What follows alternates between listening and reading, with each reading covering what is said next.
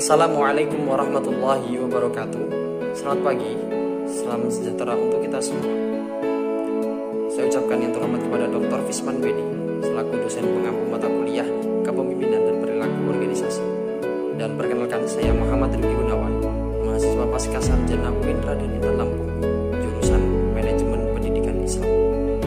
Di sini sebelum saya mempresentasikan materi yang saya buat pada kesempatan pagi hari ini, saya sedikit mengulas tentang tenaga pendidik. Pendidikan itu tidak lepas dari yang namanya peran seorang pendidik, sebab tanpa adanya seorang tenaga pendidik, ilmu itu tidak akan tersalurkan. Jadi sebagus apapun sistem pendidikan yang ada di negara kita, tanpa adanya seorang tenaga pendidik, ilmu itu tidak akan tersalurkan, tidak akan terrealisasikan dengan baik. Dari itu, tema yang saya ambil pada kesempatan pagi hari ini dengan judul Nilai, Sikap, dan Kepuasan Kerja pada Tenaga Pendidik. Langsung saja ke slide yang pertama. Nilai, sikap, dan kepuasan kerja pada tenaga pendidik. Seorang tenaga pendidik itu harus memiliki kepribadian yang baik, nilai, sikap, dan perilaku. Ketika ini saling terkait satu sama lain. Semua faktor ini menentukan kepribadian seseorang tenaga pendidik. Jadi nilai membentuk sikap dan perilaku seseorang pendidik. Apalagi seorang tenaga pendidik diharapkan dapat menjadi panutan yang positif bagi siswanya, baik di dalam maupun di luar kelas. Untuk yang selanjutnya, yakni mengenai tentang pembahasan pengertian nilai dan sikap. Nilai dalam Kamus Besar Bahasa Indonesia adalah sifat-sifat atau sesuatu hal yang penting dan berguna untuk kemanusiaan, atau sesuatu yang berharga, keyakinan yang dipegang sedemikian rupa oleh seseorang sesuai dengan tuntutan hati nurani. Jadi seorang tenaga pendidik itu ketika mengajarkan apa yang diajarkan kepada peserta didik itu dengan hati nurani akan menunjukkan nilai yang baik. Seperti contoh kejujuran. Kejujuran itu tidak dapat diindra, tapi kejujuran itu dapat kita rasakan, sehingga seorang tenaga pendidik itu ketika mengajarnya dan mengarah kepada suatu kebaikan itu adalah nilai. Untuk yang selanjutnya yakni sikap. Sikap menentukan apa yang akan dilihat, didengar, difikirkan, dan dilakukan oleh setiap individu. Mereka berakar pada pengalaman dan tidak menjadi perilaku otomatis, perilaku rutin. Sehingga seorang tenaga pendidik itu ketika memiliki sikap yang baik, ketika dilihat dan didengar oleh seorang peserta didik, akan menjadi sebuah panutan kepada peserta didik nantinya. Benar-benar seorang tenaga pendidik itu mengolah yang dilakukan sekarang bisa lebih baik lagi ke kemudian hari. Untuk yang selanjutnya, yakni mengenai tentang komponen sikap. Komponen sikap di sini yang pertama, yakni sikap kognitif. Seorang tenaga pendidik itu harus memiliki intelektual yang bagus, pengetahuan yang banyak, pengalaman yang baik, sehingga nantinya ketika seorang tenaga pendidik itu menghadapi sesuatu hal yang tidak diinginkan dalam menghadapi peserta didik itu tidak kaget. Jadi mengarah kepada sifat afektif emosional. Ketika seorang tenaga pendidik itu bisa menaik turunkan egonya ketika menghadapi dalam tanda kutip seorang peserta didik yang kurang baik atau yang tidak pintar. Itu tenaga pendidik bisa mengatasinya dengan sebaik mungkin. Sehingga perlunya intelektual atau pengetahuan yang banyak, pengalaman yang baik, sehingga dapat mengarah kepada sikap yang baik pula. Sehingga nantinya ketika dia melakukan pengajaran atau suatu apa yang dia sampaikan dengan keadaan baik pula, itu tidak akan mengarah kepada keblunderan dalam pemahaman siswa. Sehingga perlunya pengetahuan yang banyak oleh seorang tenaga pendidik dan bisa mengatur emosionalnya dengan baik, sehingga ketika diterapkan dalam pengajaran dia melakukan dengan positif. Untuk yang selanjutnya, yakni hubungan nilai dan sikap. Sistem nilai yang dianut seseorang akan berpengaruh terhadap perilaku seseorang, karena nilai mempengaruhi sikap dan sikap mempengaruhi perilaku.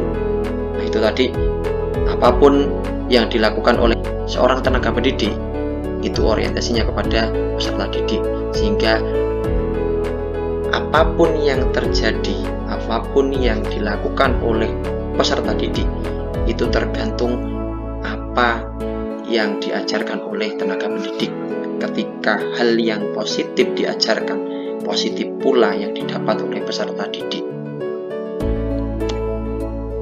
Seseorang yang memiliki sistem nilai lebih tinggi cenderung berperilaku lebih terkendali dibandingkan seseorang yang memiliki sistem nilai yang rendah. Jadi kembali ke kognitif tadi, seseorang tenaga pendidik ketika memiliki nilai atau jual beli yang tinggi, atau dalam kepribadiannya dia memiliki kecerdasan yang tinggi, dia dapat terkendali dibandingkan ketika seorang tenaga pendidik yang memiliki pengetahuan yang rendah. Dapat kita pastikan itu. Untuk yang selanjutnya, jadi seseorang yang memiliki sistem nilai berbeda, maka akan mempengaruhi pandangan tentang mutu suatu tindakan pada produk.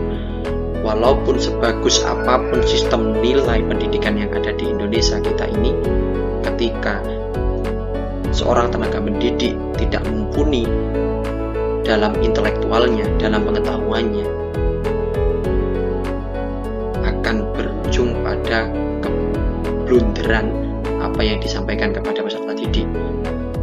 Jadi kepahaman seorang peserta didik itu akan, ya mungkin yang seharusnya hari ini paham, karena apa yang disampaikan seorang tenaga pendidik itu tidak mengena, sehingga seorang peserta didik itu tidak bisa mencerna apa yang disampaikan.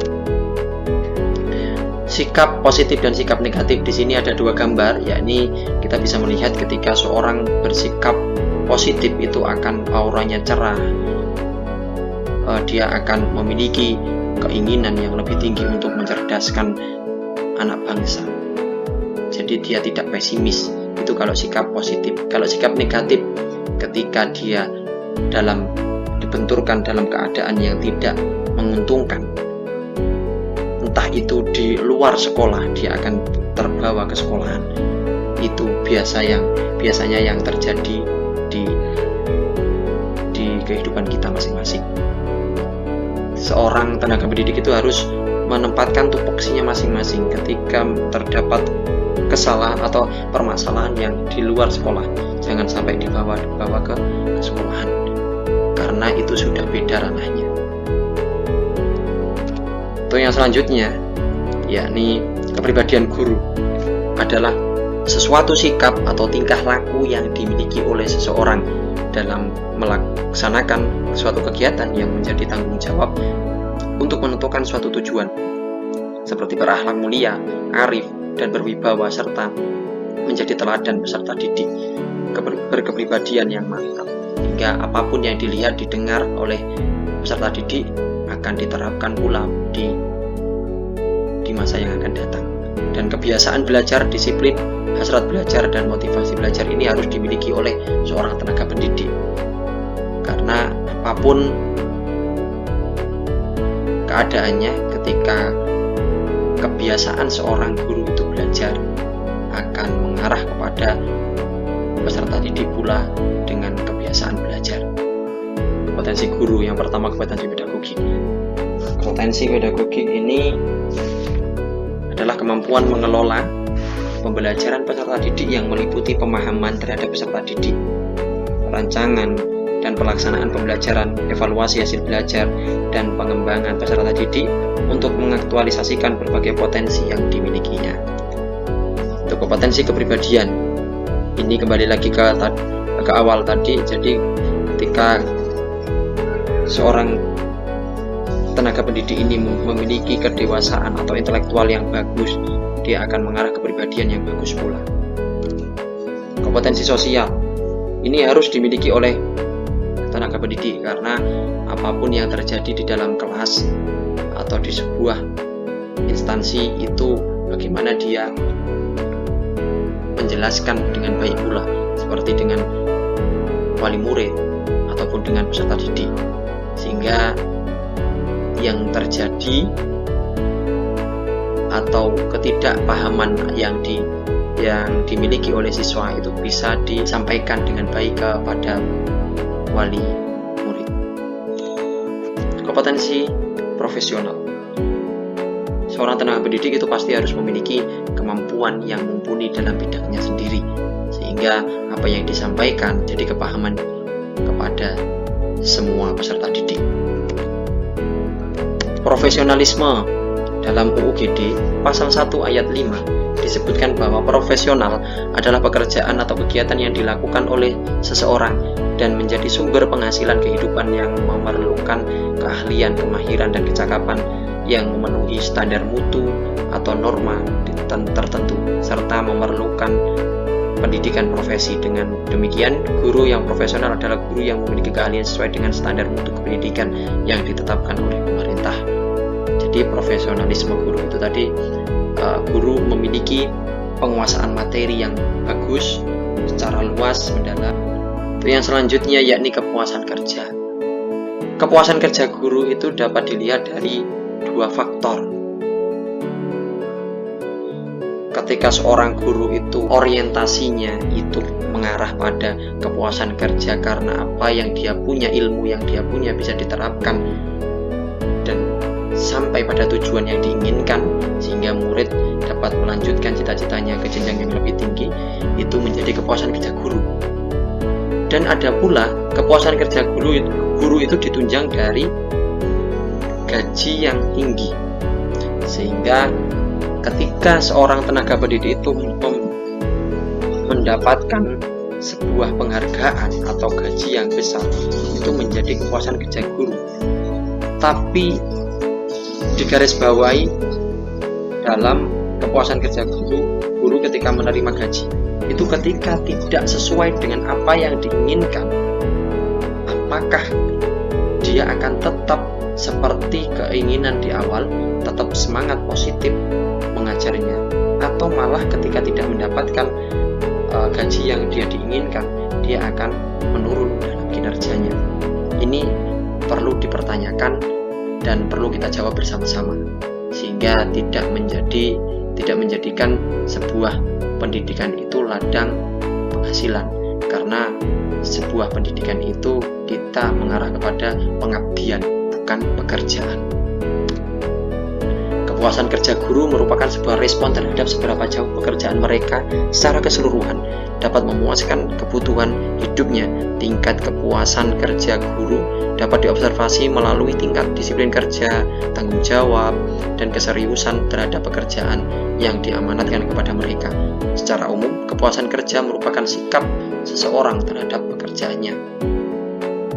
Itu yang selanjutnya yakni kesimpulan. Keberhasilan pendidikan ditentukan oleh mutu seorang pendidik. Pada umumnya, pekerjaan guru dibagi menjadi dua, yaitu pekerjaan yang berhubungan dengan tugas-tugas mengajar dan mendidik, serta tugas-tugas kemasyarakatan sosial. Mungkin itu saja yang bisa saya sampaikan. Kurang dan lebihnya mohon maaf. Thanks. Terima kasih. Assalamualaikum warahmatullahi wabarakatuh.